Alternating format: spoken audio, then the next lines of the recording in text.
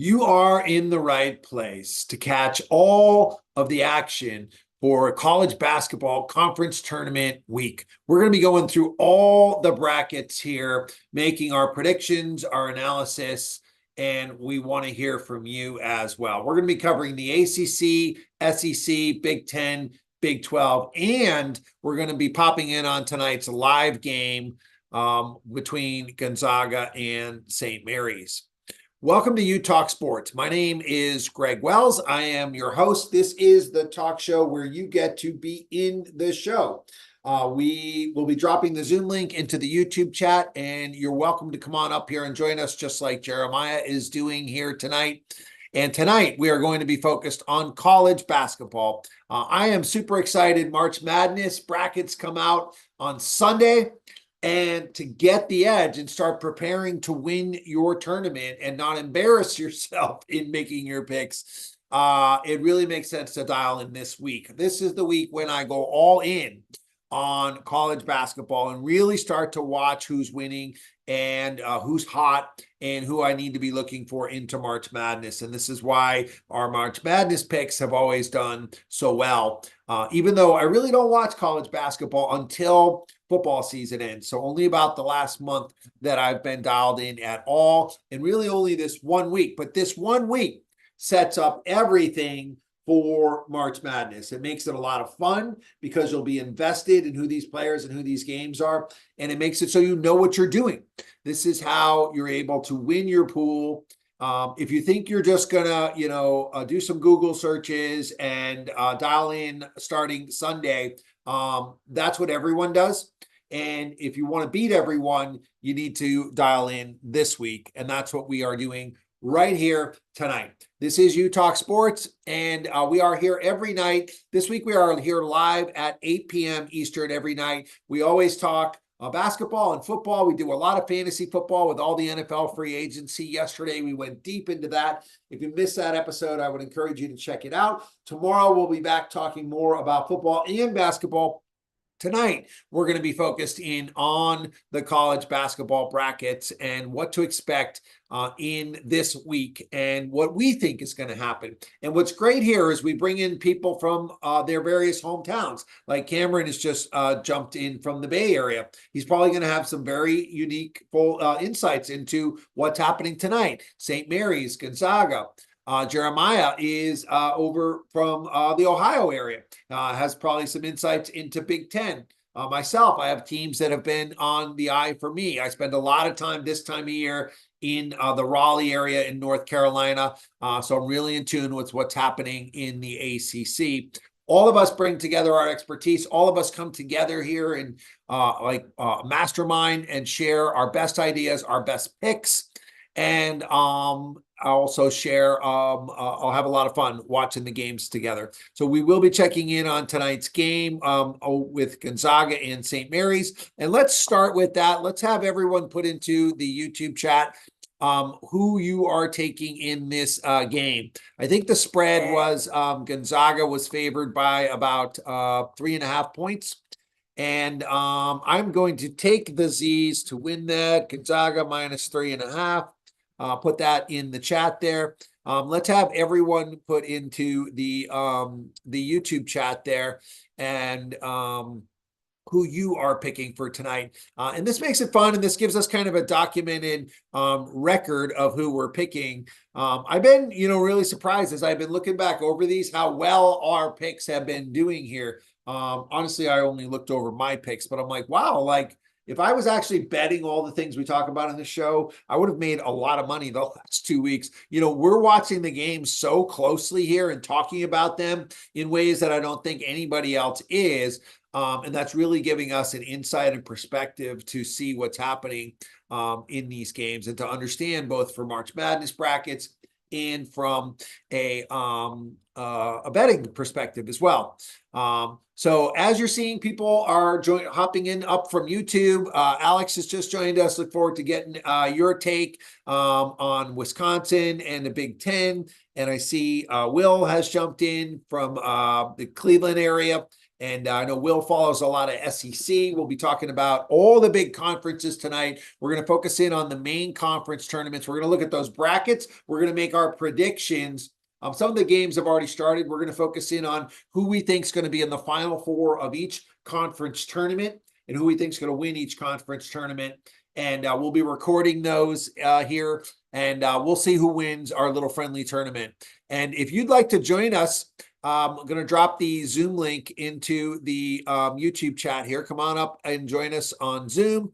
If you're watching this on the replay and you want to hop in and join us for the rest of this week, you can still get in on the tournament up until the final four games are not until Friday. So really, you would have until Thursday to be able to jump in and join us. But we're going to make our picks here today.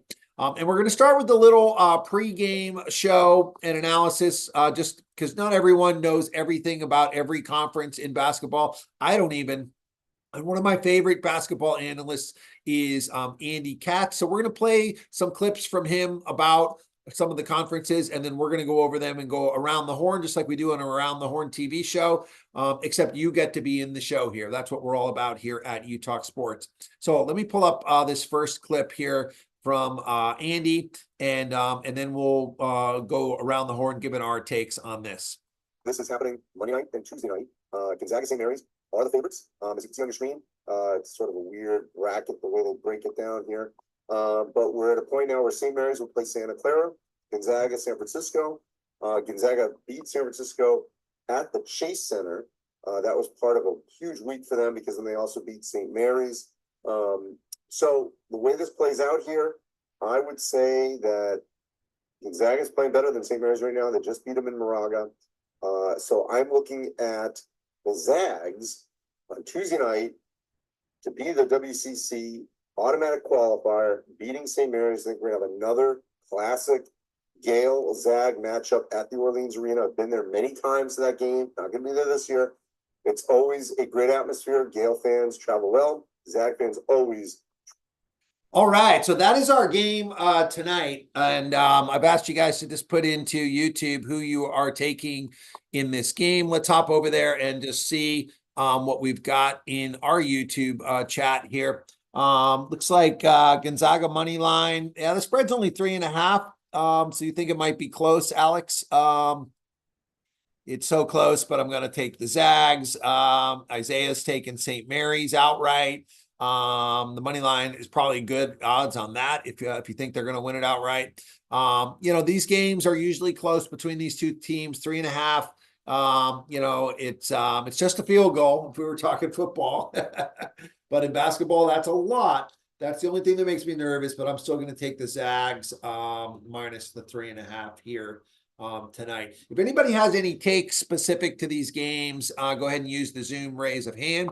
If not, I want to move into some more of our major conferences. First, let's hear from Andy as far as what he is predicting for these. This kind of gives us some good pregame insights.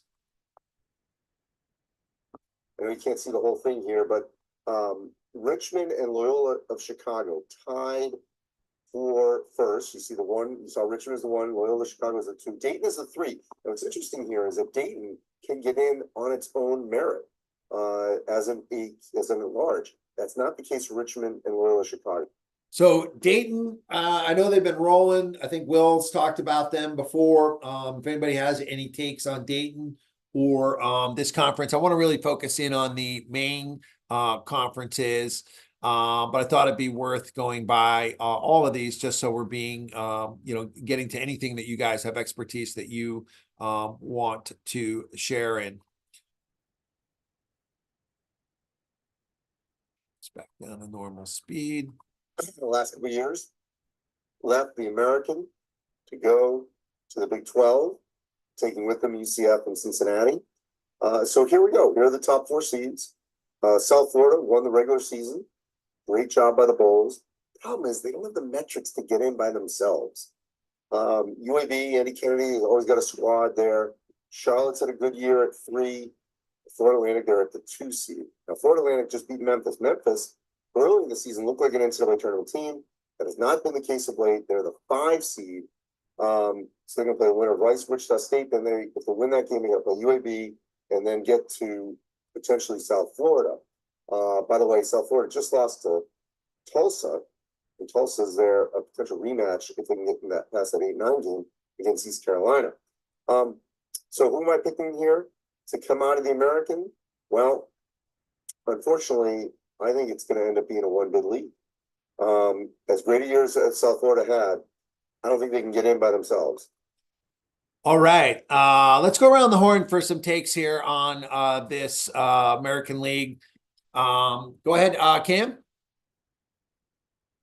What's up, guys? How's it going? I was just gonna give my thoughts quickly on the WCC. I'm actually pretty excited about that tournament in Gonzaga and St. Mary's. I believe that St. Mary's has been the better team all season, but Gonzaga has been surging as of late. They've won 8 in a row in 14 of their last 15 games. That one loss coming to St. Mary's.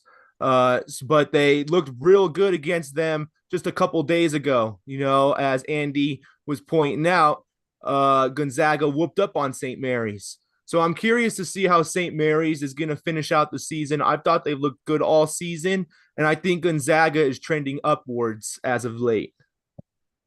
Got it. Love that. I love Gonzaga too. They always seem to be hot rolling into the tournament.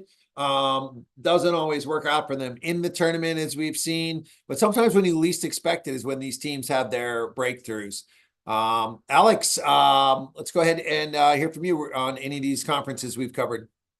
Sure, I'll touch on every one of them. I agree with Cam. I think Gonzaga's surging. I believe a couple weeks ago they were actually on the bubble. They didn't really have any quad one wins, and they played Kentucky, and I believe they beat Kentucky at Kentucky, and then they rallied off a couple of quad one wins. So that helped them surge all the way up to, I believe, like a 5 seed, something like that. So if they win this game tonight, obviously both teams are going to get in. St. Mary's ranked in the top 25. St. Mary's most of the year has been the better team, but again, Gonzaga surging. I like Gonzaga to win tonight. I agree with Andy Katz. I think Florida Atlantic, that's a one bid league too. You know, South Florida's a good story though. They've been pretty well all year. Memphis is a bit of a letdown. I think they're on the bubble or one of the first 4 out, if I believe. But Florida Atlantic has that experience from last year, right? They were kind of that Cinderella run, and I think they returned everybody. So I think they win that conference. And then the other one was, I believe, was it Loyola versus, like, my mind's blanking. Anyways, I think Loyola also wins that tournament as well because they have, I could say they have Sister Jean's magic, but they have the experience too, right? And I like Loyola has been a program that's been pretty good the last 5-10 years, and always a good story to see them in the tournament too. So I'm actually rooting for them as well. Yeah, I want to put a stake in the ground for USF. I've been talking about them for the past month now. They're right here in Tampa, where I am. That's University of Southern Florida. In case anyone is wondering, why are they Southern Florida if they're in Tampa? That's not even in South Florida. But they were the first of those universities to be founded. And at the time when they were founded, that was the southernmost part of Florida, hence the name. So USF has had an amazing year. This is a program that has sucked at college hoops. Literally, they had their first sellout in 20 years against FAU. I watched that game. It was on national TV earlier this year. They got off to a 20-point lead on FAU. And FAU, of course, went to the Final Four last year from this conference. FAU came storming back to tie it. And as often happens, the team then runs out of steam and can't pull it off all the way. And while that didn't bode well for USF, it worried me that they allowed them back in the game. I really feel like this is USF's year, and I'm going to be rooting for them and picking them to win the conference tournament. The only way they get in, even though they have an incredible record, I think they've only lost 4 or 5 games. And this is something really the committee should consider is that what happened to USF is they lost 3 of their first 5 games, and they hadn't figured out their starting lineup yet. And we're going to see a lot of this with transfer portal teams that are building quickly is it takes some time for a team to gel. So they had some really bad losses earlier in the year. If you just look at their body of work since then, they're one of the hottest teams. Granted, they haven't played a lot of competition, but they've been slaying everyone that's out there.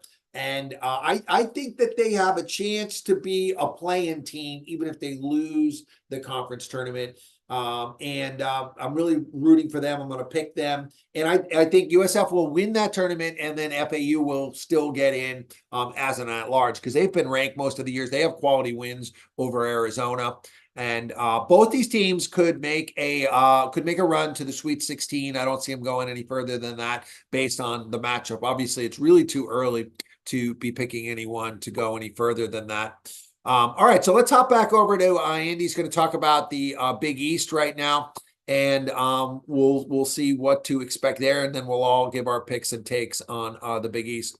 And again, if you are watching us on YouTube and want to hop up here on Zoom, we see Isaiah and Will have just joined. We'd love to have you join in. The goal, the vibe we're going for here is like we're all kind of hanging out at the sports bar or hanging out in our living room, watching a game. I've got this Oakland-Milwaukee game on. I got one eye on that. It's a close game in the second half. Then the Gonzaga game tips off at 9. So we're watching the games, reacting to the games, cutting in for game highlights, and also talking sports. That's what makes this fun. That's what we get together every night to do here. And we don't expect you to be here every night, but we want you to know that we're here every night, and I'm here every night. And so the nights when you want to talk sports and wish you maybe you heard something on Pat McAfee show and you're like, man, I'd love to put my 2 cents in about that. We'd love to have you come on the show and bring your takes on any events in sports that are in current events. Or any of the topics that we're covering. Tomorrow, we'll be deep on fantasy football, specifically quarterbacks we're going to be talking about. And tonight, we're focused on college basketball. All right, let's hop over to our pregame show and continue responding.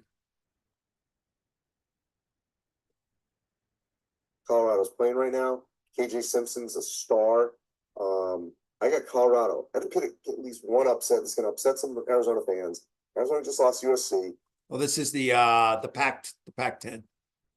I know they play well in Vegas, but I got Colorado in an upset pick to win the Pac-12. Let's back up to some of that. And then here it gets interesting. Utah, Arizona State. Utah's really struggling. All right, so here's the seeding on the Pac-12. Arizona's been highly ranked all year. They, of course, are led by the ex-Gonzaga coach and have had a plethora of NBA players coming through there.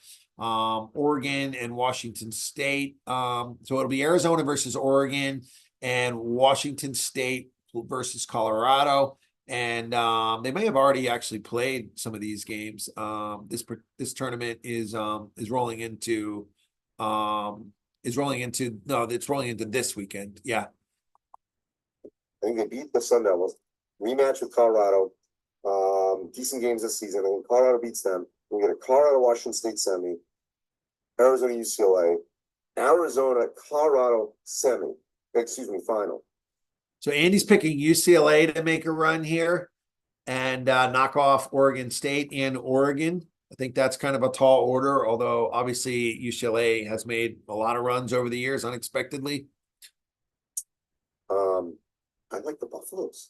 And then he's picking Colorado to win it all. All right, let's hear from you guys on this. Isaiah, are you able to get your camera on? There we go. We'll start with Isaiah. What's going on, y'all? 12 now. Yeah, so I'm sorry I missed the Mountain West. I was going to say I was surprised you picked Nevada. Utah State was one of my teams to sneak in this year. They play Arizona if things go as they're going right now. And Arizona is just one of those teams. If you are hot on that night and you catch Arizona on a bad night, and it's a really good team to upset in the tournament, and who's really prone to having the lower seed come in and take them out early in the championship tournament. So I was really surprised to see Nevada there. I know that Nevada went in and beat Utah State, but I think Utah State has a better record. They're number 1 in their conference. So I was really surprised to see that. And they've got Great Osborne is his name. He's averaging 18 points a game, shooting almost 60% on field goal percentage. If he can get his free throws up, I mean, the kid can be shooting well over 20 points a game. So I was really surprised to see that, especially with the junior that they have over there at Utah State. So I just Yeah, I thought that was love getting interesting. your insights on this because I've seen the Mountain West playing amazing this year. Right, they've had three teams ranked. San Diego State's been in the mix. Of course, they were in the Final Four last year, but I really haven't laid any eyes or gotten any insights into those games. So that's the kind of stuff the gold we really get from being on this show because none of us can be all places at all times, right? But actually, talking to people that know basketball and have laid eyes on these teams really helps. So appreciate those insights, Isaiah. What about the Pac-12, Isaiah? Who do you like there? I think for the Pac-12, I agree with them. I think Colorado is the way to go. I think they have the better team. I haven't watched too much of the Pac-12. If I'm being honest, really Stanford, I was surprised that I know they're on the bubble right now. I'm really surprised people are down on them. I like Stanford's team. I think they just had some. They have a younger team, so they're going through a rough patch in their schedule, but I think they're a great team to watch through the tournament. I think they can make a sneaky run, kind of like Texas A&M did back in 2022. They're that kind of team. They're hot on some nights and they're not hot on other nights, and it's just kind of glaring. But I think that's why they rank them so low. But I think Stanford's a really good team to watch over there as well. Stanford, obviously, a lot of tradition and good teams at Stanford. So appreciate you pointing that one out as a team to watch in this as well. Again, once we start with the Big East and get into the big conferences, we're going to be taking everyone's Final Four for each of the conferences and their picks. At this point, we're just kind of getting takes that you guys have on the conferences we've covered. Let's hear next from Will. Will, what do you like in the Pac-12? Nothing to do with Brownie James. I don't think he's that good. He didn't even play. USC just beat Arizona by 15, and it was a blowout. So they got two ballers named Boogie Ellis and one of the top rated freshmen, I think, named Isaiah Collier, I think his name is. So they're hot. They have the guards to win. They have the guards to win, and LeBron doesn't even play that much. Or LeBron's son doesn't even play that much. So could happen. Yeah, Bronny is on that team. Rodman has a kid on that team too. I don't know if he plays too much. I haven't seen them play at all. I've been hearing what a disappointment the team has been and how Bronny's son is not even, in line to get drafted. And they're surging now at the end of the year. To me, I would still be hesitant to really trust them going into March Madness. I feel like, you also, in order to win your bracket, when we get to that, you got to kind of go opposite a lot of what mainstream's going to do. And I feel like the general public is just going to be all over that USC team with Bronny if they do make it. I hope they do make a run and get into the tournament. I don't think that's for sure yet, but I'll be picking against them just because I think that there'll be too many people over picking them on that. All right, let's dive into the Big East. Now we're getting into some teams we've seen on the show here this year. Certainly have a neutral four.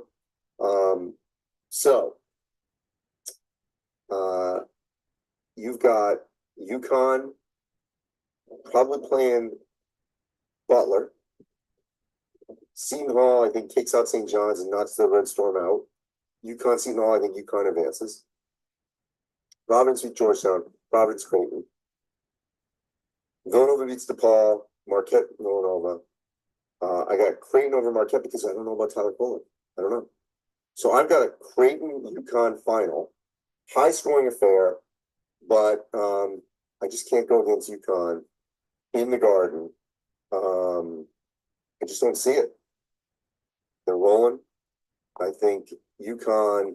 Yeah, I don't know if anyone will be going against UConn in this, but I love having Alex here to give us some insights into Marquette. I know you were out to that last game in person. We covered that game here as well. Any updates on the injuries there? What can we expect from Marquette in the Big East tournament? Yeah, so Andy Katz is exactly right. It's going to depend on Tyler Kolek. Right now, I think he is trending towards playing that first game against Villanova.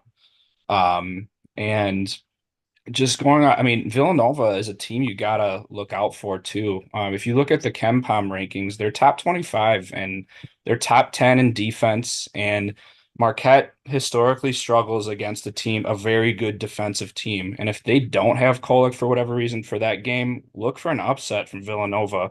I like Andy Katz's prediction with Creighton and UConn in the final. I'm going to be different because I'm very high on Creighton. I have been the last couple of years. I just love how they can shoot the three and they have that guard play, which I think is the recipe for success in the tournament. I don't think UConn really cares about the conference tournament. That's my hot take. I think they have some injuries they're dealing with, but they're not like those players aren't out. Like they have Klingon, their big man, who's not 100%. So maybe they get him some rest. But I think Creighton can win the Big East tournament for sure. But yeah, I really like Creighton, and I'm probably going to take him going far in the tournament, depending on matchups too. Yeah, and if you remember last year, UConn didn't win the Big East. Right. It seemed like, they realized that's not the game we're playing for here. Creighton beat him by Creighton 20. also made a great run last year in the tournament. Have you seen them this year? Do they have a lot of people back from that team or? So yeah, so their point guard, they had Nembard, their point guard who transferred to Gonzaga, actually. He's their point guard now, which is another reason why I think Gonzaga could make a little bit of a run too, just with that experience. But Creighton returns everyone. They got the shooter, the lefty, I forget his name, Bailey something, Shireman, I believe his name is. They have the big guy, Kalkbrenner, who was Big East Player of the Year, I think, or was up for Big East Player of the Year the last 2 years, but Kolek won it. And then they got an experienced guard uh forget his name, but yeah, they returned everybody. They just lack a little bit of depth, but I think in the tournament, again, like the NBA playoffs, you kind of shorten your bench a little bit and you play your starters more. So I think, if Creighton gets hot, they'll make another similar run. Yeah. Yeah, I think those are three teams we'll need to watch in March Madness, depending on the matchups: Creighton, Marquette, and UConn, just like last year. Will, did you have something to add on the Big East? Yeah, Creighton I think it matters when your team wins. Creighton beat them about a week ago by 20. They beat UConn it was at least 20 points. So, yeah, I definitely can see Creighton winning. UConn had their top two guys out for that game though. Oh, Well, I shouldn't say top two. Their center was in, but he played like on one leg. So, but again, it'll depend on UConn's health. We'll see what they do in the tournament. I guess I was a little outlandish saying they're not going to care about the tournament, but Well, if you got injured players, the last thing you want to do is yeah, play them 3 days in a row in the tournament, right. the conference tournament, when you have March Madness looming. They've already locked in a 1 or a 2 seed, even with the conference tournament loss.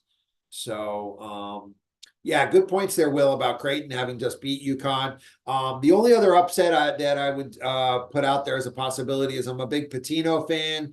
It wouldn't surprise me if he can get St. John's to win a game against Seton Hall. I don't give them any chance against UConn or any of the big guns, but I'll take Patino in a short series. And I don't know how good Seton Hall is this year. Just going by coaches there. I'm All shocked right, he now. got another coaching degree. I'm shocked he's coaching still. I thought that dude kind of like that was a bust. I He's guess not. making a comeback. The man doesn't want to give it up. Yeah. All right, let's move on to the ACC. This is always my favorite conference, just because I spend a lot of time in Carolina. I live in Florida, but my parents are in the Carolinas, and it's so fun being in this area to see how passionate the college basketball fans are here. I got to go to some games at Duke and at UNC over the last couple of years, and just to see the student fan. How passionate they are about that. And something I wanted to, this show actually changed my mind on when we were talking about the celebrations earlier. And to me, it was just like a no-brainer. You keep the players safe. And I really, from listening to you guys, kind of have become more open-minded to that the world just needs more things to be happy about, needs more things to celebrate. And if those kids are celebrating, having a great time, let's figure out a way to keep the players safe, but allow those moments and those memories. Like hearing some of you guys on the show share about like how you partook in some of these things, and they're just like some of your greatest college memories. At first I was like, well, maybe, your college wasn't as fun as mine if that's your greatest memory. But then I was like, you know what? I went to, a D2 school. I never got to do something like that. Maybe it would be cool. And I just don't know about it, So a good sign of leadership is when you're open-minded to change your mind on things. And I love when we have different opinions on different things. All right, so let's hear what Andy's saying about the ACC here. Carolina, 2 seeds Duke, 3 seeds Virginia, 4 seed is Pitt. Of course, Carolina just swept Duke, having beat them this past weekend at Duke. The most intriguing team here is Pitt. I think they've got to win 2 games, at least 1 game for sure, to get on their good side of the bubble. And they really need to play Wake Forest. I think that Wake Forest Pitt game, whoever wins that game has a chance, whoever loses is definitely out. NC State, I think, advanced to play Syracuse. I kind of like Syracuse to play Duke. Duke advances. Then BC, Clemson, Virginia. I could see Clemson beating them. And then Virginia's going to be shaky. Duke, Clemson, Duke advances. Carolina advances. I think we have a Carolina-Duke rematch, 3rd time. And 2 weeks ago, I said I would have picked Duke. After Saturday, not feeling it. I think Carolina wins, gets this title. All right. So we heard from Andy here. He's just basically picking all the favorites across the board here. It's easy to look at the favorites. I think some of the stuff we talked about with Creighton and UConn's injuries made a lot of sense. And that's the kind of stuff we love to hear here. All right. We'll start with Alex on the ACC. Yeah, so that's probably the conference I've paid the least amount of attention to, but easy like you said, Greg, easy to pick the favorites there. I like the breakdown of Pitt though. I actually had Pitt outside looking in. It looks like Andy Katz thinks differently and thinks they need to win. I think he said 2 games. I would have switched Wake Forest and Pitt based on the KenPom standings, but I'm not the one getting paid to be an analyst, so don't listen to me. But yeah, I think again, it's easy to pick Duke and Carolina in the final. I agree with that, but I think Duke wins that 3rd matchup. Again, one of my golden rules is it's tough to beat a team 3 times, especially in one of the biggest rivalry in sports, right?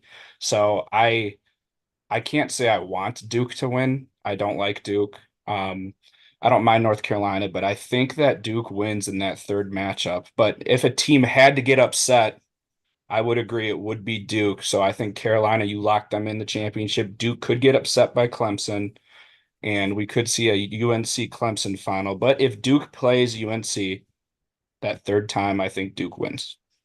So Clemson, any insights into why you think Clemson could knock off Duke?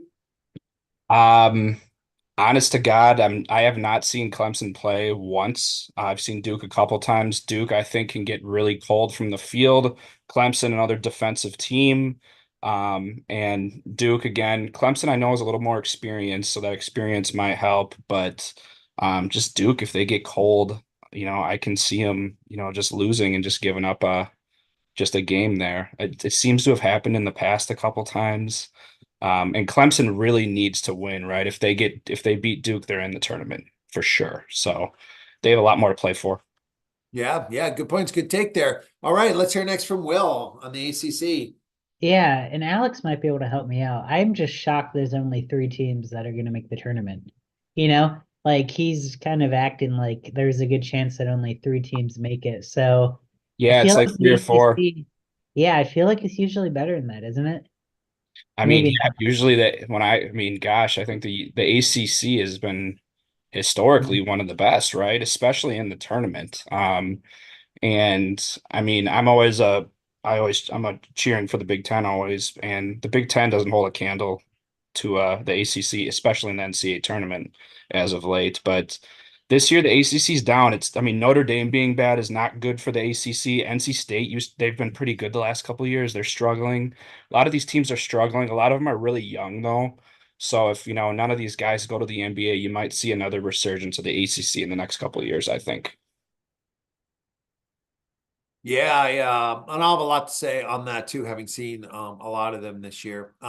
Isaiah, let's hear from you. I don't want to steal any of your thunder. No, you're okay, Greg. I was just going to say I am genuinely surprised, along with Will, that there's so little ACC teams. I mean, the Big 12 right now has 9 teams projected to go, and then in the ACC, 9 of the 15 teams are above 500. So it's a really competitive league. I am super surprised there's not more teams bidding for a spot. So that means Wake Forest, Clemson, Syracuse, Virginia Tech, and Florida State would all be left out of the tournament. And that this is one of the better conferences in college basketball, in my opinion. I think snubbing out teams like Clemson and Syracuse to include teams like Texas A&M or some of these smaller Sun Belt Conference type teams that are vying for like 3 and 4, you should definitely give those to the better ACC teams, in my opinion. They play the better teams throughout the year. I think Duke wins. I'm a big Duke fan. That's just my fandom. This is where I come from. My family, grew up watching Duke basketball in the 90s and in the early 2000s. So that's just something I link to. However, I do think UNC, they have the older team. They have the more equipped team to make a tournament run. Duke is very young. They're of the top 7 players that they have fielded that have the most minutes. 5 of them are sophomore or freshmen. So that is really something you got to watch out for in a tournament back-to-back where you have the ACC where they're playing all these big dogs, and then going into March Madness, you got to think about the endurance, the wear and tear on these younger guys. But I do like Duke coming out of the ACC at least for now. Yeah, you like Duke, you say, coming out of the ACC, not to win it. Okay, cool. I'm gonna have I'm gonna first off, I want to make sure everyone on Zoom we need over in YouTube. Please be sure to view there and put in your pick for who you think is going to win the ACC tournament into the YouTube chat. If everyone could do that now. Then what I'm going to do is send a link to a Google sheet, and we'll go over that in a minute, where we're going to track all of our picks. We're going to have everyone fill out the sheet and may turn this into our own bracketology here. So we'll be putting your final 4 for the ACC into the sheet. But before I give you that, before we do that, let's make sure that everyone is over there viewing us. Give us a like on YouTube, and let's just hop into the YouTube chat and see what our fans are saying here. We got a few Duke, a lot of UNCs, some UVA hate. UVA, of course, has been very powerful in the past. We need to make sure that everyone is here viewing us. We've only got half the people here on Zoom that are here right now. And let's look up close at what this tournament is here. So I watched a lot of ACC this year. I saw Pitt have a win at Duke, which they haven't done in 20 years. This Pitt team is very good. I think Pitt is in the tournament no matter what happens, unless they get knocked out early. Wake Forest also had a win against Duke just a few weeks ago. That was the game where Filipkowski got run into. It was in Wake Forest. Wake Forest is a bubble team. They would need to have a win. It's really interesting how the ACC tournament has organized this. They have 15 teams. You would think you would do a 16-team tournament and just give the number 1 seed a bye, but they've come up with this convoluted system. So these games here are happening today. They've already happened. Most of them are ending by now. And so these 3 sets of games, these teams will advance into this round.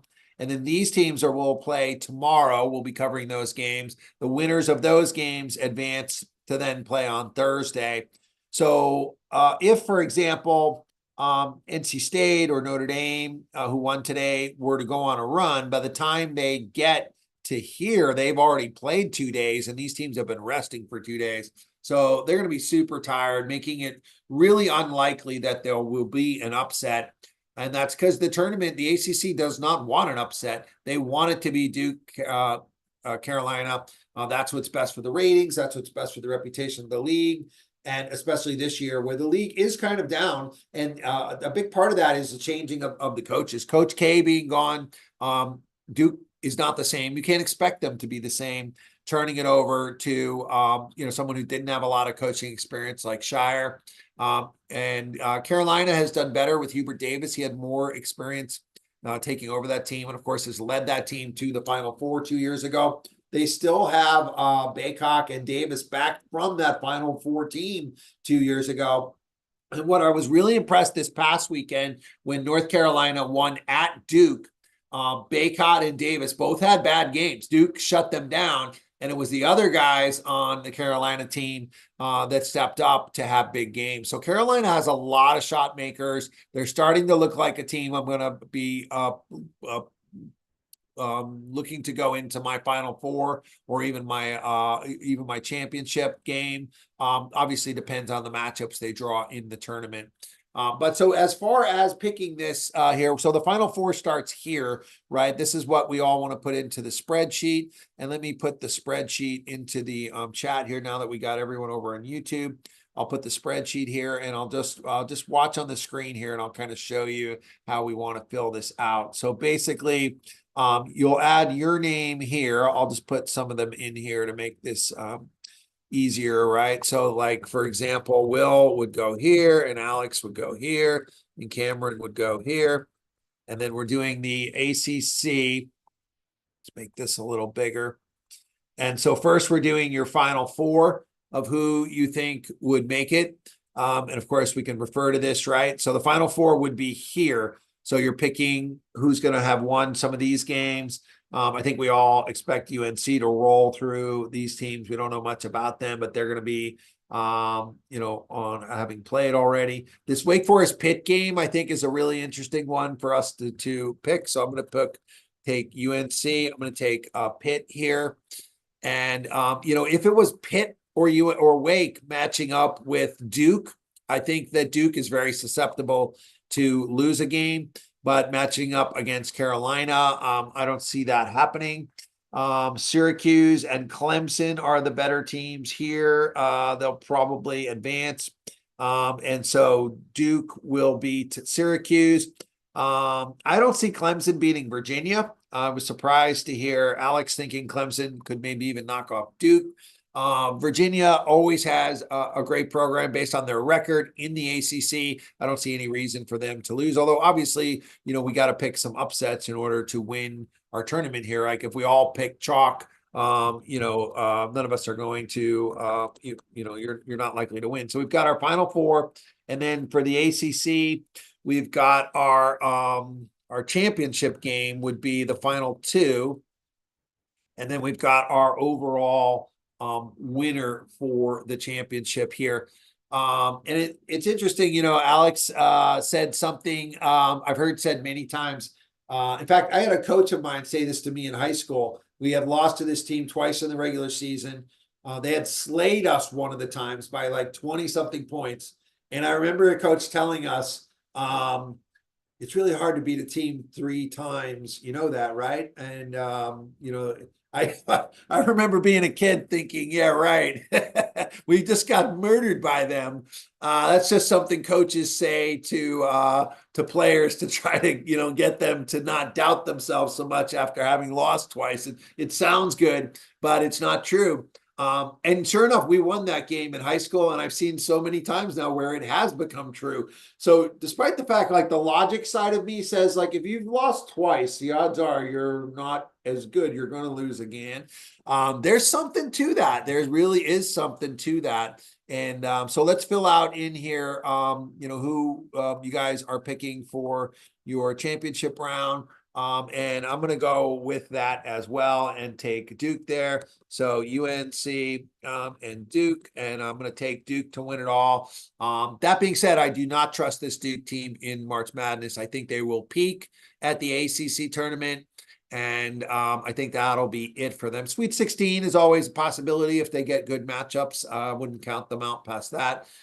They do have a lot of the kids back, although it's a really young team. Isaiah made some great points about how young that team is. 3 sophomores. All 3 of those sophomores are returning starters from last year's team that went to the Sweet 16.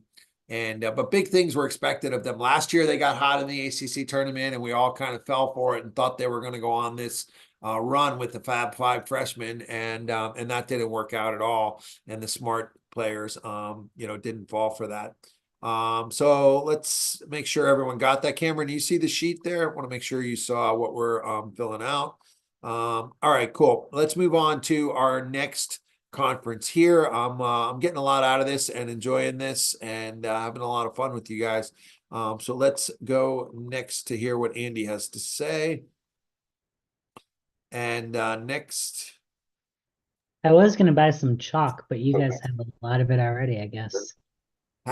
Well, UNC would be chalk. Wednesday, I think a That's lot true. of us took Sunday, Duke. at the Target Center in Minnesota. Big Ten finished up late Sunday night. So here's the bracket. Intriguing. We got Purdue as the 1 seed. That 8-9 game is going to be wow. Michigan State has to win that. If Michigan State loses that game, they're in trouble. Legitimate trouble of not making it. It doesn't help that Minnesota's playing early at 11 a.m. because I think they'd have a better crowd support if it was later. And they're suddenly not playing well. So I think Michigan State wins that, and they play Purdue, but Purdue wins it. Now you've got, I think, a Rutgers-Maryland game, and I like Rutgers to play Wisconsin. Wisconsin played Northwestern. I like Northwestern actually to play in advance and play Purdue in a semi. Iowa, Ohio State, I think Ohio State wins. Iowa out. Ohio State, Illinois. Illinois wins. Illinois to the semi. Penn State beats Michigan. Indiana, Penn State. Indiana wins. Nebraska, Indiana. I like Nebraska. I got a Nebraska, Illinois semi and a Purdue Northwestern semi. So I like the chalk here. Then I like a Purdue, Illinois final. Oh, a curveball here. I think Illinois gets them. I think Illinois would. Purdue, Illinois is 1 versus 2, so it's not really anything other than chalk, as Will was joking. But at least he sounds like he's picking Illinois to win it all. All right, well, let's start with our Big Ten expert, Alex. What do you expect to see happen in the Big Ten Conference? Yeah, can you bring up the field again quick, just so I'm not missing anything? Yeah, let's get that up here on the screen. But I'll start my my quote unquote expert analysis. I agree. I'll start off with I agree. I like Illinois winning it. I think Illinois is a better team than Purdue. That's my hot take, and when we get into the actual tournament, I'll explain why. But I like Maryland. Maryland's pretty high in the KenPom rankings, but they just are not getting it done. They're not finishing games. I like Maryland to play Wisconsin. Tough game for Wisconsin against Maryland, but I think they win. Northwestern does not match up well with Wisconsin. Wisconsin beat the shit out of them earlier this year. I think Wisconsin beats Northwestern to play Purdue. Purdue beats Michigan State. Again, there's that rule 3 times. Can you beat a team 3 times? I don't think Wisconsin's ever lost to Purdue 3 times in their history. So that's an intriguing game to look at. But I'm probably going to be a homer, and I think Wisconsin, if they can catch fire, they got something to play for. They're either going to be a 7 seed, or if they can get to the Big Ten championship, they can get up to a 4 seed. I think, especially beating Purdue. On the bottom, I like Iowa. I know Andy Katz said he likes Ohio State. Both teams are pretty hot right now. Iowa's been playing good ball. They had a big win against Wisconsin. I like Illinois to beat Iowa.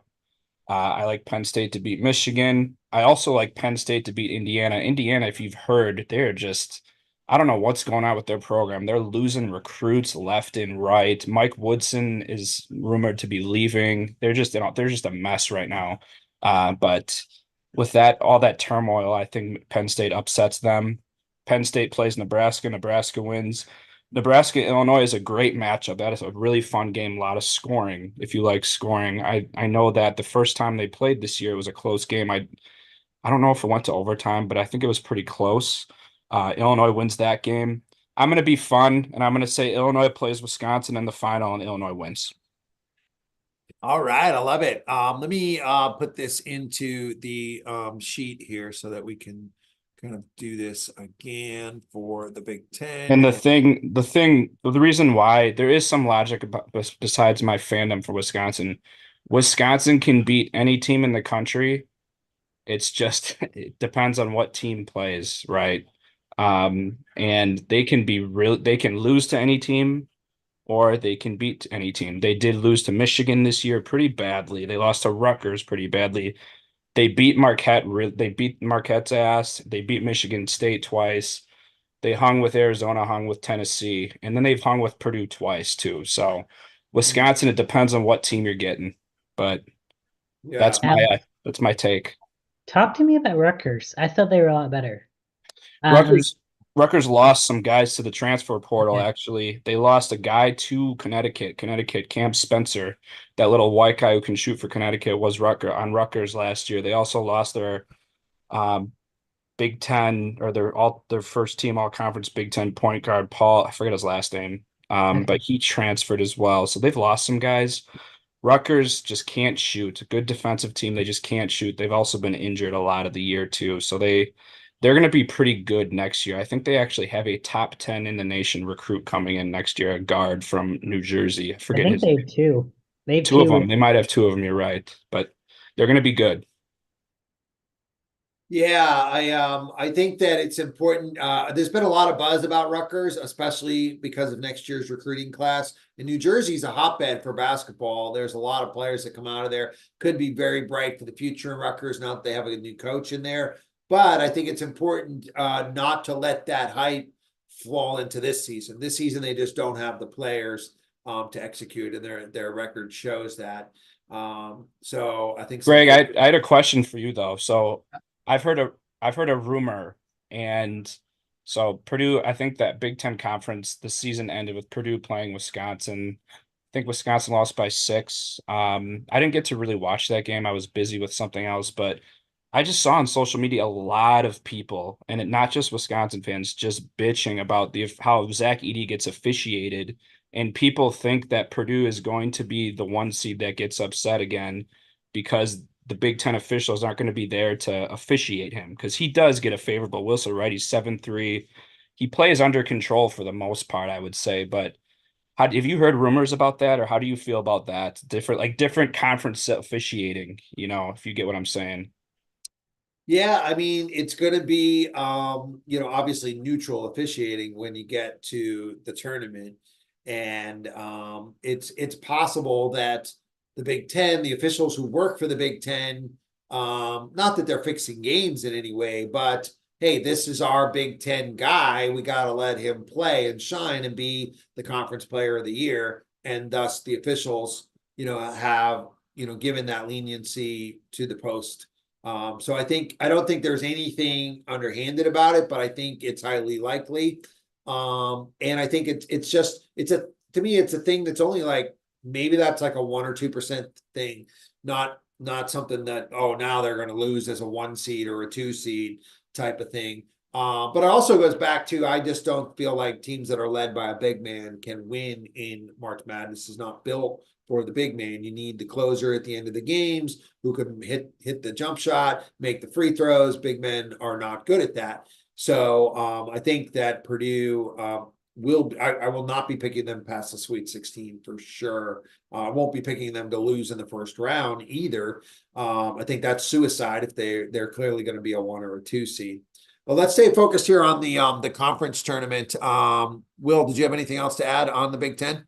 No, I thought Purdue had a better guard. They don't though. Their guards, they have a few guards. Ohio State though, Ohio State beat Purdue. They got a new coach. I don't know. They might be able to get a W. I need to see the schedule though. Can I see it again? Yeah. And we'll also, so everyone can start to fill out their sheet for the Big Ten here. And let's hear from Isaiah, and then we can circle back to Will if anything else catches your eye on here. Yeah, Alex, I just kind of wanted to touch on what you mentioned about the different officiating. Just a lot of times, Greg can speak on this as well, with his experience in doing basketball. A lot of times, what you see when you come at different levels, like when you do like kids level, high school level, college level, they highlight different rules at each level to help the kids kind of grow.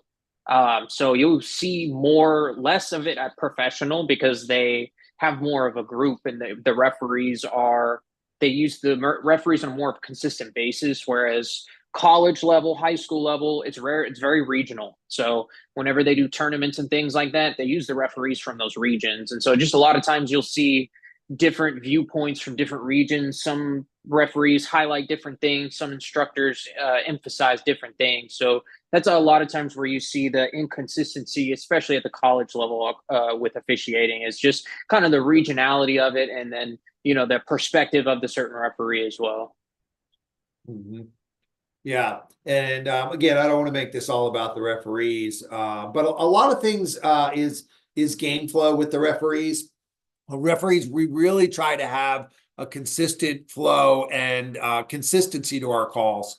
That's really the goal as a referee. So to give an example, it would be something like, if a team on one end, if Purdue on one end, we kind of let Edie, maybe he kind of backed into a guy and it could have been a charge, right? And we no called on that. We're going to look for that down the other end. By the same token, even if that's my game plan is to let them play, if my partner calls a charge on one end and they come back down my way, and if there's a gray play, any black and white, this is where people misconstrue things. Anytime it's black and white, you make the correct call. But there's a percentage, 20% of calls are gray and can go either way.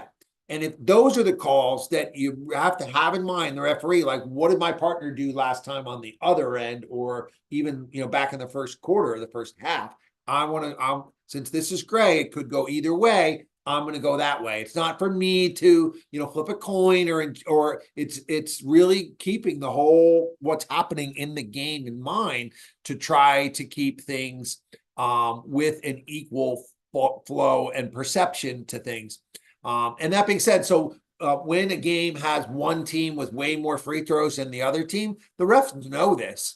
But so when that happens, to me, it's always a case of one team's just shooting more jumpers and the other team's driving or posting up more. Because if things are equal, the refs won't let that happen. They'll purposely, look for something that's gray to make sure they give them that as a no call. All right, so diving into this bracket, here's what I see in this bracket. Michigan State was a highly touted team coming into this year. They're in a desperate spot, as Andy Katz said. Can they beat Purdue? I don't know. I think they're still a bubble team, even if they do lose to Purdue, but putting up a good fight in that game could really help them. For sure, they need to beat Minnesota, and that's not even a given there. Rutgers, Maryland. I like Rutgers in that one, basically just based on coaching. Wisconsin to beat Rutgers. I like Northwestern this year. Northwestern has had a great year in really all of their sports, and I've been seeing them win a lot of big games in the Big 10. I think Northwestern will beat Wisconsin, and it'll be Purdue over Northwestern in my sheet, if we're all over here kind of filling these out. So mine will be Purdue against Northwestern. And I see Will's got that there as well. And then on the bottom side here, Illinois against Ohio State. I think Ohio State has had a bad year. They're out no matter what happens. Illinois does seem to be rolling here. I don't like Penn State at all. I watched it. My dad went to Penn State, so I follow them. They haven't been worth watching at all. Their coach left for Notre Dame this past year. They were a program that was rebuilding, but they lost their coach. And I don't see Notre Dame beating Michigan. Indiana should win that game. And then in the Illinois-Nebraska matchup, I like Illinois. And then Purdue to beat Illinois, I'm going to take here. So let's see. I said Illinois. So let's come down here. We're putting our finals. I'm going to take Purdue. All these Big 10 teams have beaten Purdue at this point. It's not like Zach Edey has this big intimidation factor. Over the 3 years he's been playing now, he's lost to all these teams. So they all know they can beat him if they can get, if they get a chance. He's obviously going to be favored in all of these games. Let's see, who did I have here? Illinois against the 7-10 would be Iowa. So it looks like Iowa and Indiana are on the bubble, which is interesting. They're either or. They can go either way. Yeah, so that should be whoever wins that game then, right? Because it should. Well, no, they don't play each other. Iowa winds up playing Illinois. Indiana winds up playing here. Yeah, so if either one of them can get an upset over Nebraska or Illinois, certainly you like your chances against Nebraska a lot better. Interesting to see Nebraska rebuilding here. All right, and we're seeing a lot of it. Purdue is kind of Illinois has kind of become even though it's the number 2, and they kind of have become the popular pick here. All right, so let's have everyone fill that out, and then we're going to move on to our next conference. And this is going to be the Big 12. Let's hop over to see what Andy's pregame is for the Big 12. As of this discussion, we don't know if Hunter Dickinson with his shoulder, Kevin McCullough with his knee, if they're going to play. Don't know that. Houston's a 1 seed. The 2 seed is Iowa State. The 3 seed is Baylor. The 4, Texas Tech. So I like a Cincinnati, Kansas, Baylor, but I like Baylor to advance. I like a Texas, Iowa State to advance. So I like an Iowa State, Baylor. Then a Houston, TCU, Houston advance. And then at the top, you can pull down for a second for me, Texas Tech, taking on BYU. BYU beats UCF. I like the Cougars matchup. BYU, Houston. BYU's first time in the Big 12. Houston's first time in the Big 12. Iowa State, Baylor. I like a, excuse me, a Baylor, Houston final. They played some good games this year. Houston wins it. All right. Let's hear what you guys think about the Big 12. We'll start with Alex. Big 12 is going to be a hell of a Houston tournament. gets the number 1. Can you bring up the bracket quick there, Greg? I know there's a lot of moving pieces to that bracket too. It's oddly set up. What's Kansas doing down there? Kansas, I believe McCullough and Hunter Dickinson are not playing. So that's going to be interesting. Even that Kansas-Cincinnati game is going to be interesting. I think that since Cincinnati could very well beat Kansas without their top 2 players, but I'm still going to take Kansas and Bill Self to play Baylor. I like Texas against Iowa State. I love BYU. I like Oklahoma to beat TCU. Oklahoma has a good offense, good guard play. Houston's going to advance. I believe BYU also will advance. Like Iowa State over Texas, and I like Baylor to win. I like Iowa State to beat Baylor to go to the Big 12 championship. Iowa State, probably a top 5 defense in the country, if not one of the best. Really like their coach, actually a Milwaukee guy, TJ Ostenberger, or Ostelberg. I don't know how to pronounce his name, but he's a young coach, up and coming coach, fires the guys up. And if they shoot the 3 and defend Iowa State, I'm going to take them to win the Big 12 tournament against Houston. So I like Iowa State to beat Houston in the Big 12 tourney, and I like well, I'll just stay we'll focus on the tournament. I won't talk about the All right, so NCAA you're taking tournament. Iowa State to beat Houston. Correct. Awesome. All right. Yeah, we covered that game a few weeks ago. It was a real battle. A lot of awesome defense. Houston's guard Shea, I think, is up for Defensive Player of the Year. And he also led the team in scoring. That was a real hard fought game, but Houston won it in the end. And so as we're looking at this, it's my first time looking at the bracket. The Big 12 teams I've had my eye on are Oklahoma and BYU. BYU has been hot. We saw them beat Kansas. We covered some of that game last week. Oklahoma has an NBA prospect we've talked about quite a bit on this show. So I was hoping both of them would be in the bottom bracket and could be my sleeper teams because I do think it's going to be tough for anybody here to beat Houston. It is really hard to bet against Houston. The tournament is in Kansas City. That gives Kansas State and Kansas Jayhawks a little bit of a home field advantage. Baylor has been tough, but they do seem to be down. They are not like they were in years past, where they can likely get through Iowa State.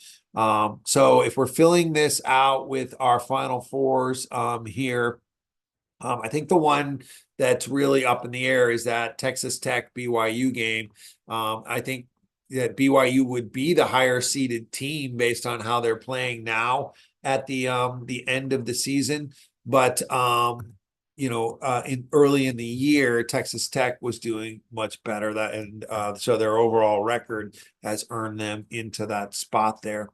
All right, so let's hop over into our sheet here and just put in the Big 12. We'll put that here. And as across the board with our picks, I'm taking Houston against Oklahoma here. Well, no, we're not picking till the Final Four. Man, I would really love to pick Oklahoma to win, but if they were playing Iowa State or Baylor, I was all set to pick Oklahoma to win one, but not coming out of the 9 seed. What's the vibe on Texas Tech? I don't know anything about them, to be honest. Yeah, I haven't laid any eyes on them. I mean, their record's been solid in the brutal Big 12 all year. Yeah. But I don't think we know too much about them. So I think we're all picking Houston here in the 1 seed. And this shows you how important seeding is. Alex was talking about, Wisconsin could move up from a 7 seed they're at now. Like if you do not want to be a 7 seed going into March Madness, 7-10s lose 50% of the time. That's the best place to pick upsets. And then if you win that game, you got to play a 2 seed. Like it's so much like 7. It's like being in the play-in game in the NBA. If you can get up to 6 or 5 instead of 7, like that makes a huge difference in March Madness. That makes your first round game a ton easier. And it means in the second round you really want to avoid a 1 or a 2. Those are the top teams that are usually the favorites to go all the way. All right, so let's just hop back over here. So I have it being Houston against BYU, and let's see. And then in this bottom half, I have Iowa State against Baylor. I think I'm going to take Kansas over Baylor. Baylor just has not impressed me this year. Kansas does have a lot of injuries. But Kansas always has a lot of depth of players, and so I'm gonna take Kansas to surge here. I saw something like Kansas right now at the in the odds to win it all is something like 10,000 to 1, and I'm like, I don't think I've ever seen Kansas that low. Like, well, why not throw like $10 on this, right? And for some reason they get their act together and like win it. It was like the best odds. I might be off by what it was, but it was something really high that I hadn't seen. They're gonna be like a 10 seed, man. It's In March crazy. Madness. Yeah, if they're the 6 seed in this. Well, they're still ranked. Kansas is going to be a 1 or 2. They're going to be a 1. Still ranked. Yeah, they had such a great first part of their record before this players. Where do you guys think they're gonna be like where if they like lose to Baylor, would they be like a 5 or 6 or 2 or 3 still? Oh, I don't know. I think they might fall to a 4 or 5. Well, they take into consideration the injuries. If their injuries are back, they'll take that into consideration. Well, that's a good point. Yeah. They might rate them based on that. Based on record, I mean, they would be, if they lose to Baylor, they would be still in the top 20, but probably a 4 or 5. But if they account for, if they win the Big 12, they're a 1 seed, I think. Oh yeah. wow. Yeah.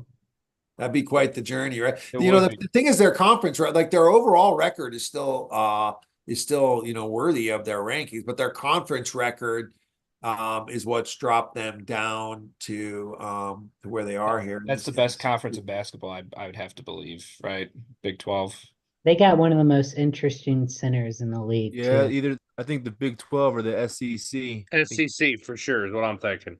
Yeah, it is looking like a great year for the SEC. I'm looking forward to doing them next here. I think let's kind of see where we're at with this. So let's make sure everyone put in their picks in the spreadsheet, and just make sure you've got YouTube up in another browser there. We need to keep our views going strong here. It's showing we're missing some people from the Zoom here over there in YouTube. I'll put this link on here. Best to just pull it up in your phone or another device or another browser tab so it stays.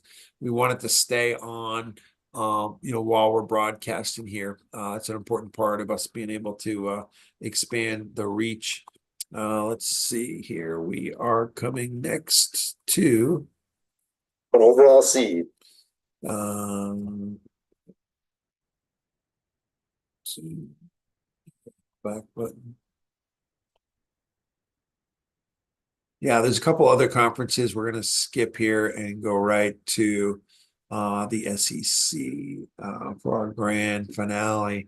Yeah, this does seem like it is the SEC's year. A lot of great teams. We've watched a lot of these games on the show here. So let's talk about the SEC here. Tennessee is the number 1 seed. They just lost at home to Kentucky. Really a shocking loss to me. Like I expected Tennessee to find a way to win that game. And prior to that game, they were the best team I've seen this year. I was all on their bandwagon. They have looks like everybody back from last year's team that knocked off Duke and made a nice run, I think, to the Final 8 last year. And then they added Connect, who is putting up like, I think he had 39 in the loss to Kentucky, and could just score at will. And Kentucky, they really impressed me. They hit a lot of threes. They now look like they are the team that's surging there. Let's hear from you guys. Jeremiah, what do you expect to see happen? Give us your breakdown of this tournament in the brackets here. Well, again, I'm a little biased being a part of Big Blue Nation, but I feel Kentucky is going to come through and win this tournament. It's going to be tough. It's a loaded tournament. I think Texas A&M is a 7 seed in the tournament. That's crazy. Tennessee's really good. I hope we get to rematch them on a neutral court and win that game again. We're really young, 6 freshmen that play a lot of minutes. I'm not sure about Tennessee other than Dalton Knecht. It should be a good conference, but I like UK. Okay, cool. Yeah, it's funny about Kentucky and Cincinnati. My sister went to University of Miami of Ohio, and I flew in to visit her there in Cincinnati. And I remember landing at the airport was in Kentucky. I'm like, why is the Cincinnati airport in Kentucky? It's a weird little area here. It's a tri-state area. We got a little bit of Indiana people right through this area as well. Yeah, I feel like, though, if you think about like the perception from us in the East Coast, like Kentucky is like really southern country, and we in Ohio is like night and day. Like Ohio is basically Pennsylvania, which is basically New York. It's such different perception, yet it really is a tri-state area when you get down there. Yes. All right, let's hear next from Alex. What do you expect to see happen in this SEC tournament? Sorry, I was on mute there. Yeah, I like you, Greg. I love Tennessee. I'm going to take them far in the tournament. If not to win it, actually, depending on the matchup. I got to see Connect in person when they played Wisconsin. I think that was the 3rd game of the year. They came to Madison, and that was a very good game. The guy's an absolute stud. And he's a lotto pick for sure. I really like South Carolina in this bracket. South Carolina has been an odd team this year. I don't think they were expected to finish. I think they were expected to finish down in the SEC, but they've been playing well. I actually like South Carolina to upset Auburn. Bruce Pearl's Auburn Tigers. Bruce Pearl's a cheater. I don't like him. Fun fact, he started out at the University of Wisconsin-Milwaukee back in the day. They made that Elite 8 run when they were the 14 seed, I think, or something like that. That was like 12 years ago. I like South Carolina to beat Auburn. I like Tennessee to advance and win everything. Another team to look at is the Florida Gators. I don't think the game was featured, the Florida-Alabama game a couple weeks ago, but we were paying attention to it on the show, and that game went to overtime, and I think Alabama pulled it out. But I like Florida. Florida's surging. I like them to beat Bama. I like Kentucky, like Jeremiah said, to advance to the championship. They're starting to shoot well, but I like Tennessee to win it all. Nice. All right. Good takes on across the board. And let's start filling out the Google sheet there with your picks on each of these. Let's go next to Will. What do you expect to see happen in the SEC? I got nothing else. I didn't think he was going to pull the Florida. I knew he was going to pull the South Carolina. I like Florida a lot too, though. All Georgia right. started out good, but the SEC, I think they're actually really good for an 11 seed. They actually started out really good this season, but in a different conference, they might be a lot better. I think they're a talented team. Yeah. All right. Isaiah, what do you expect to see happen in the SEC? Well, I'm a an Aggie fan by heart. That's where my college fandom lies. I joined the military, so I didn't really go to college anywhere, but a bunch of my buddies went out there to College Station, so that's where my fandom lies. But they've got that Wade Taylor the fourth. I think he's a really good player. I like him to go through the tournament and kind of put him on the back. He's not shooting well in the second half of the season, but Wade Taylor's a guy to watch out for to pop off in the tournament. They've also got Anderson Garcia out there at the forward position. I really like him as well. Big 12 overall, though, we're really going to be looking at Tennessee to kind of dominate this tournament. I don't anticipate really any other team, maybe Kentucky to kind of make a slight run, maybe to the Sweet 16 or round of 32. But I don't. This has been a weaker conference over the last couple of years, so I don't think I really see any SEC teams making a big run in the tournament. You don't see any of them making a run in March Madness. Why is that? Tennessee and Kentucky, maybe. I just don't think the level of play inside their conference is as good as it used to be back in the 2016, 2017, kind of that area of basketball. I think the last 5 years, it's really shifted towards the ACC and Mountain West, some of those smaller conferences that have shuffled around a little bit. I think that they have made them a little bit stronger. I just don't think their strength of schedule anymore really competes with some of these other conferences. Well, it'll be interesting to see how that plays out. I know, strength of conference is amongst, conference to conference in March Madness. It's always up to opinion, and until we get to March Madness, and then we start to see. I was really down on the Big East last year, and yet all those teams had a nice run. So we will see here. So I think we got to everyone who had their hands up. I love the SEC this year, and I may be biased because I've seen a lot more of their games. I normally watch a lot of ACC, but this year with us doing the show, we've watched a lot of SEC, and their games have been on, which to me means their games are marquee games. I've been following on the show. I have the Mississippi teams. Both of them, we looked at their records. They have quality wins against everybody. And so I'm actually, to prove to Isaiah the quality of the SEC, I'm going to go with Ole Miss over Texas A&M. And I think that'll show you the quality of this conference top to bottom and how they've been kind of beating each other up. So I like Ole Miss. I don't think they can get by Kentucky. The Gators and Alabama. We'll probably go chalk there with Alabama. South Carolina, I like them to beat Auburn.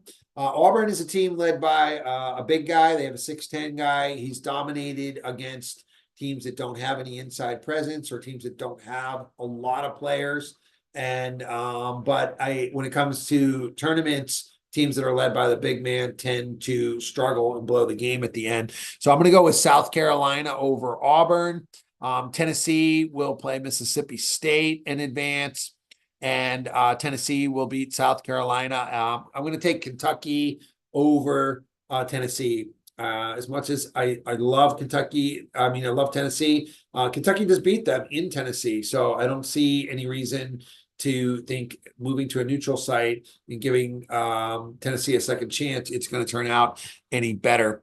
So let's hop over here to what we had here. So Tennessee SC. On this side, I had Kentucky. And what was my other one over there? Alabama.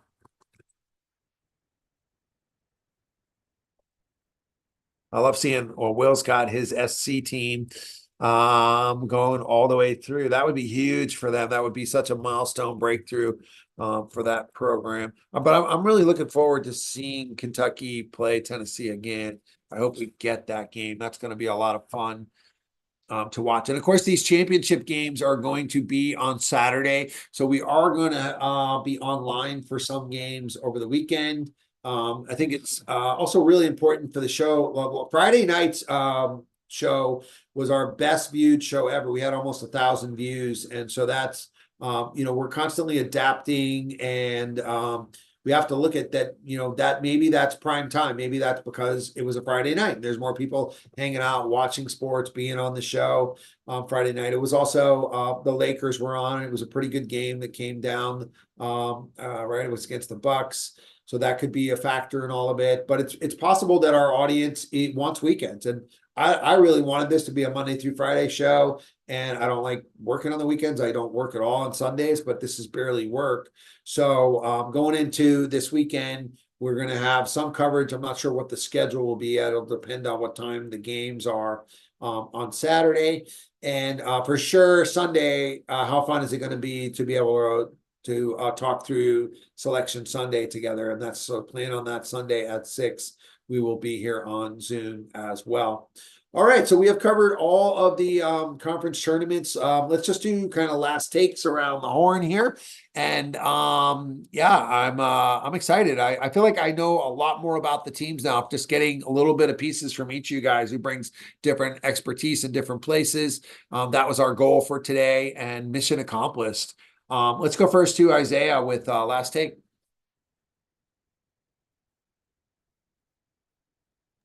Sorry, that was up from the SEC take. My apologies. Okay. Well, if there's anything you want to add in closing. Just in response to what you said, I love the SEC and Big 12 are probably my two favorite, besides Duke basketball.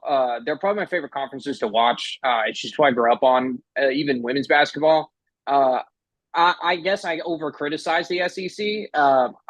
I think they have a good conference. I just think mostly that, especially with UNC and Duke, you just aren't seeing the level of competition, at least from a individual standpoint. I think a lot of the big threes and a lot of your star players are outside the SEC. They do have good players, but I just think a lot of that stardom could come back to the SEC over the next couple of years, especially teams like maybe Arkansas, A&M coming back into that fold, Alabama coming back into that fold again. I think you'll start to see more star players, especially with the NIL. Yeah, well, I don't know if I agree with that. And it's okay. We're not meant to agree on it. In fact, the best takes and conversations are when we don't agree with things. To me, Kentucky always has the best recruiting class every year. They always get the best talent coming in there. Arkansas has had a run the last 3 years and if it's had a player drafted in the first round, the last couple of years, they're having a down year this year. But I see blue chip talent in the SEC, and to me, it's Duke and North Carolina that are down since they've lost their coaches. I think the Big 12 is still on top of things. I never give the Big 10 any respect. I mean, I'm in the South, right, in Florida, North Carolina, so I always think they're not as good, in football or basketball. But I think that's my own bias coming in. All right, let's go to Jeremiah for last take. Real quick, last take. First thing, the SEC final is on Sunday afternoon. It's not on Saturday night. Just a quick heads up. Cool. And to talk to Isaiah's point, yeah, you need to watch some SEC basketball, man. Kentucky's got a great young squad. Again, 6 freshmen to play a lot of minutes, a couple guys from overseas. I think 4 guys go in the first round. 2 of them could be lottery picks. There's a lot of depth in this conference. Awesome. Yeah, appreciate your insights from the hometown there. Let's go to Will with your last take. Yeah, I mean, just watch the at-large, watch the teams that are on the verge of the tournament, on the verge of the tournament.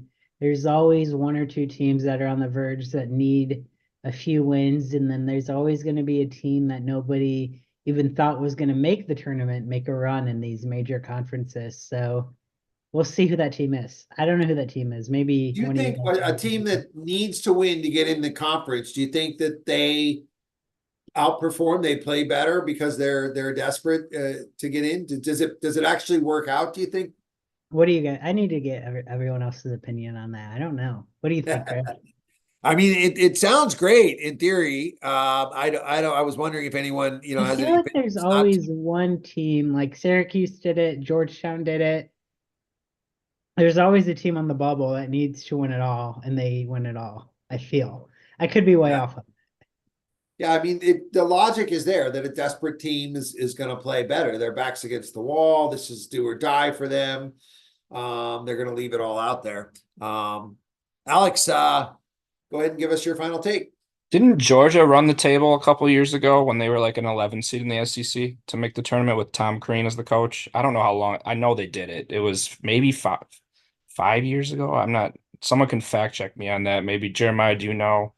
I'm not sure. I think Georgia. I remember Georgia winning one and That, coming that out would of have been right nowhere. around I don't the remember exactly Ant-Man what year. time too. Was that I think when it was the before. I think it was before Edwards. I believe it might have been during Edwards, but they made a run and they won the tournament, got in. They like bracket busted a team that probably should have went in. I forget who it was, but Ohio State almost did it a couple. Was it last year? Actually, Ohio State made a run last year, and Got it again, brother. I called it. They got yeah, it. they made a run last year, but they lost, I believe, in the championship to Purdue, if I'm not mistaken. But sometimes Anyways, that's all you need. That's all you need is a run. You don't have to win at all. You just need a run to win a yeah, couple. but Ohio State had like 14 wins. They weren't getting in, so that was like, yeah, we were hoping they would bracket bust somebody. They would have actually probably ensured Wisconsin wouldn't make the tournament, so I was hoping they would lose. But anyways, my final take, I think that this is going to be a fun conference tournaments. There's a lot of parity. If you go back to that sheet in the Google Doc, you see the different champions that we're picking in the Big 10. I think Jeremiah took Iowa. I took Illinois. I see Will took Ohio State. Speak of the devil. So I think there's going to be a lot of parity. And I think, just with the conference tournaments, I think the best, the most talented is the Big 12. Then I'll go with SEC, then Big 10. Then I'm actually going to go with my hot take is the Mountain West is better than the ACC. You got Colorado State, you got Utah State, you got Nevada, you got who am I missing? I think San Boise Diego State is a State. bubble team. Right, And isn't San Diego State? They're San Diego State, yeah. So we didn't get to talk about that tournament, but that's another tournament where I think they get 5 or 6 teams into the NCAA tournament, and they very well could have a bracket busting team in there too. So we'll see what happens. I like Colorado State to win that one, by the way. They have good guard play, and my sister went there, so I'm a little biased. well, that's one of the ones I'll be following closely this week, because they're the teams that most of the world hasn't laid eyes on. If we can lay eyes on them this week and see who's legit here, who's overrated here, because if it really is as good as the hype is, and they've been beating up on each other, that those are teams we want to be picking going into March Madness. So that's going to be one of the tournaments we focus in on this week. All right, Cam's been quiet tonight, but I wanted to give you a shout out to Trace Jackson Davis. You were telling us about him back when he battled Giannis, and then I saw him throw one down on Wemby. I'm going to play that clip for you guys, but I thought you might want to tell us about him in closing. Yeah, I think the Warriors honestly got the 2 steals of the draft, this last draft, and Brandon Pajimski and Trace Jackson Davis. When the Warriors drafted Davis, he tweeted out like he was gonna make the rest of the teams regret that decision. And what I really love about Trace Jackson Davis is when he's on the floor with Chris Paul. Okay, Chris Paul, if you get him a lobbing big man attacking the basket, he can really unlock the potential of those big men. So I'm real excited to see Jackson Davis get more minutes on the floor with Chris Paul. Here's the replay for you guys, especially for Cam. Boom! Wow. And I love the aggressive. He he was going at Wembanyama, right? The lead leaguer or the lead league in blocks. And he showed no hesitation to go up and jam it all over him. I love that aggressive style of play right there. Yeah. Awesome note to end things on. So we're back on tomorrow talking fantasy football, specifically quarterbacks. If you want to dial in and do any research, we're going to hear from all sides of the story and do a ranking, a consensus of who the best quarterbacks are from a fantasy perspective. Tomorrow we're back on at 8 p.m. Eastern. We'll see you then.